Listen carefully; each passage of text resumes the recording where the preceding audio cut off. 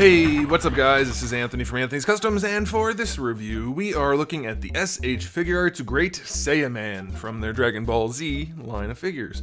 And this is one that it's like, some people really like Great SAIYAMAN, some people don't care for him at all. I'm pretty much neutral. I do like the character design though, and I think it'll make for a good figure, so I'm hoping this turns out to be a good figure. Well, I already know, but I haven't told you yet, so let's go ahead and get this guy off the stand and take a closer look.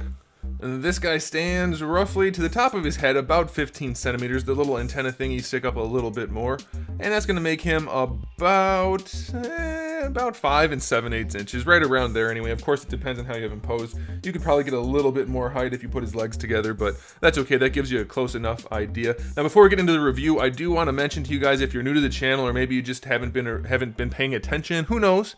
I do have a whole playlist of just the SH Figuarts Dragon Ball figures. You might want to check that out. I'll put a link to it right up there. And then I also have a playlist for all kinds of imports as a separate thing. And then I have playlists for everything else. So if you want to check out some more reviews, go ahead and do that. It's organized for your benefit. All right, so let's go ahead and just do a quick comparison. So in case you guys are wondering how sizes work, this is the most recent Goku, the Saiyan Raised on Earth version. So there you go. You can see their feet are even right there. So they're about the same height.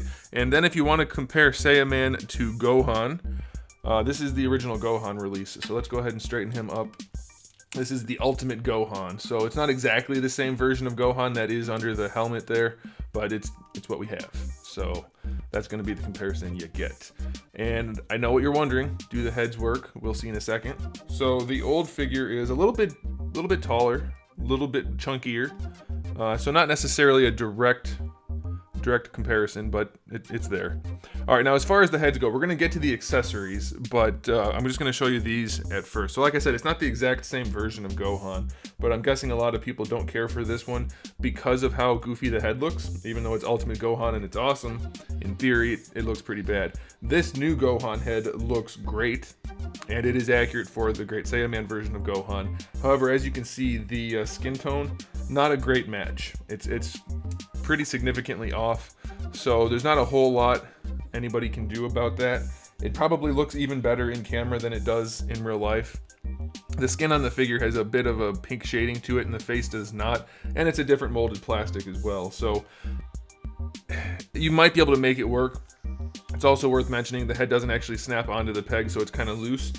It's not a direct swap. You will need modification, both physical and paint-wise, so be aware of that. And then I'll go ahead and show you also on the Goku body, because this is the most recent, and the skin tone's much closer on this, so that's a good thing. But once again, the peg is not designed for it. So the skin tone matches almost perfectly. It's definitely good enough. It's within a reasonable consistency, and it fits. I mean, it sits on it okay. The proportions are all right, but it's definitely just sitting on that peg loose. So you can make it work if you really wanted to. I imagine a lot of people are going to want to do that. If you're not too worried about it, just throw some sticky tack in there, and it won't be tight or anything, but it will hold it in place. If you wanted to do that, of course, you have the wrong. Well, I guess the belt's not that big of a deal. You can maybe swap that out, but you have some options. It will just take a little bit of tinkering to make it work. The skin tone matches very closely on this, but not on the original Gohan release. Okay, so let's go ahead and jump into this guy more specifically now that we've gotten that stuff out of the way. Aesthetically, it's good. I mean, they did kind of what I expected. It appears to me that all of the paint money went into the helmet, and that's a good thing and a bad thing. We'll talk about that in just a second, but first I just want to point out we have molded red for the cape, molded green for the cloak, molded black. Maybe it's a very, very, very, very dark midnight. Looks kind of like there's a hint of blue to that black, but either way, it's all molded, and except for a little bit of paint here and there, and it looks pretty good. The chest is actually painted, and it's not super fuzzy around the edges. They did a pretty good job with the paint, so that's nice. And that's it. Unfortunately, there's no shading throughout any of this stuff. I thought there was some on the cape, but now that I'm looking at it under the harsh lights, it's either so faint that it just kind of is hard to see, or it's not there, which is a little bit unfortunate because shading is always nice. At least some broad strokes on the poofier parts. It's always a nice thing. But the little details are painted in. But here's the thing that really sets this figure off. The paint job on his helmet is it is superb. It's so nice. The orange is this really glossy orange, very helmet looking. if that makes any sense. We have this nice gunmetal down here for the ear cups and for the antenna, a little bit mixed in there. The face paint is pretty good. I mean, like the visor and then the face itself. But this top piece, it's just like Frieza's head. It's got like a metallic pearl going on. Oh, it's so nice. It's so clean, so good looking, and I guess all their paint money went to that, and I'm okay with it. Shading's always nice, but that high detailed paint job for that helmet is just wonderful, so I'm very pleased with that.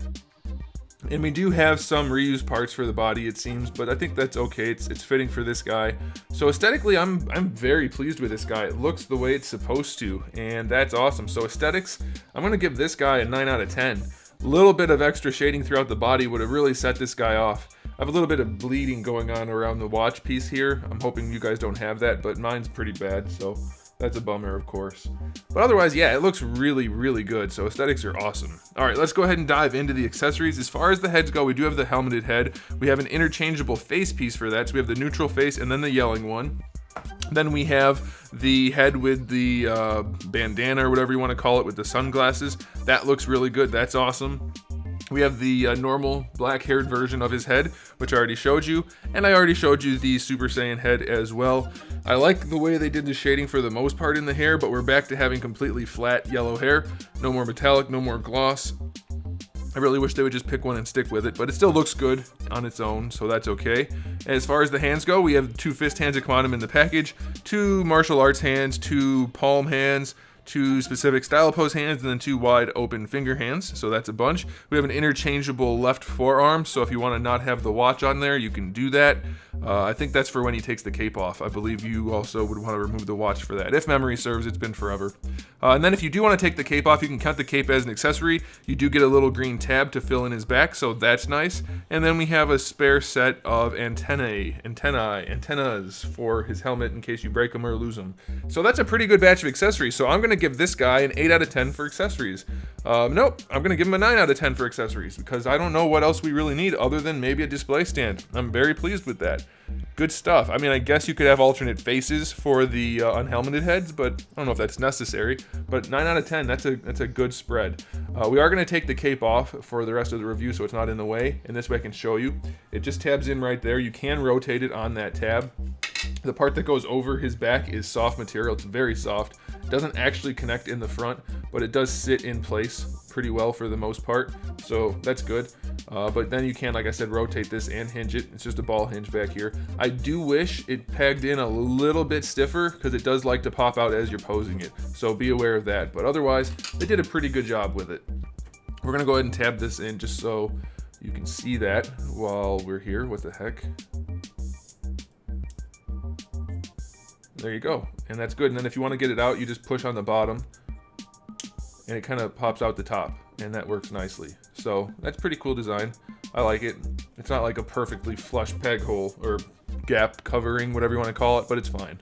Okay, so let's talk about the head. What the heck? We were so good with Super Boo. We had that double ball peg head. Oh my god, it was glorious. Now we're back to the ball peg ball hinge combo, which will get the job done, but it's a lot more work to pose the head.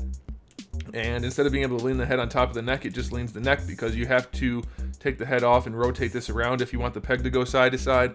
Pain in the butt, but we do have the ball peg neck, which helps and makes up for it a little bit. It's not terrible, but it's just not as good. It's not as good, and that's okay. But I do love the proportions there, the way they have the head on top of the neck, which is on top of the body. They did a really good job with that. I like it.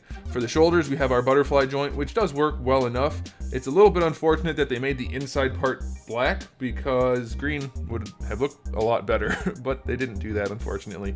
But you do get it, and it's functional enough, except look, that's where the arm is. And then if you bring it out using the butterfly joint, you still can't bring it across the chest. It's too far recessed in the torso for the butterfly to be effective, which is, I don't know why they bother doing it in that case. It doesn't really do anything, so that's kind of a bummer. You do have a ball peg connecting the arm to that, which works nicely. A ball peg connecting the sleeve to the arm. And then you have your ball hinge, which allows you to raise the arm up. I'm still hoping they phase this out. It's such a better design to do it the way they do on some of the Figuarts kits, or even like Kid Krillin or Kid Gohan, or Goku, I'm sorry. As you can see, it just isn't the best looking thing anymore. That's the last thing they really need to phase out from the original batch of these figures. But it is there and it works well enough.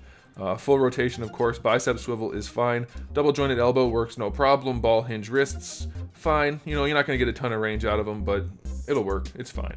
For the torso, we have our ball peg connected to a hinge, so you can raise it up and lean it forward, though you don't really get to lean it very much, so I'm not sure what's going on there. Feels like they didn't really try that hard on that. It does lean back pretty well, though, so that's good. A little bit of side to side is good. Rotation is minimal. You're going to get most of your rotation out of the lower torso, which is on...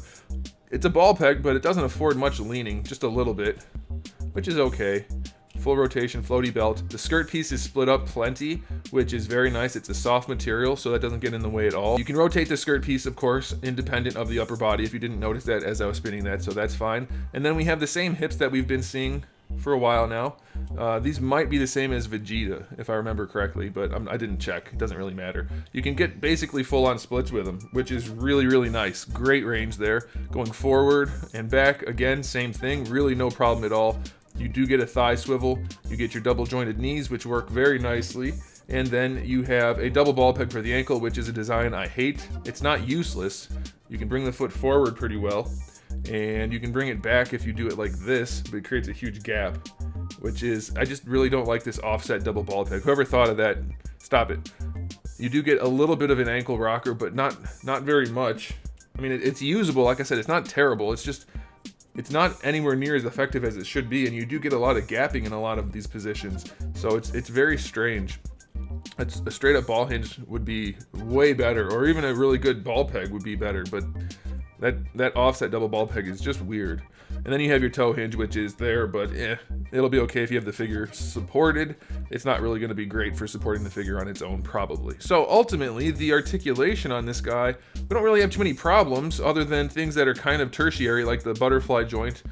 You know, we don't need that. It doesn't work very well, but it's not a real problem. Torso could have better range, but that's not a problem. And of course, the neck could be better with a double ball peg, but again, it's not a problem. So I'm going to give this guy's articulation an 8 out of 10. Better ankles would have set it up to a 9 easily, but 8 out of 10 seems good for the articulation here. So very, very solid release all around, guys. I'm very, very pleased with it. And for not being a huge Great SAIYAMAN fan, like I don't have anything against it. It just never really resonated with me.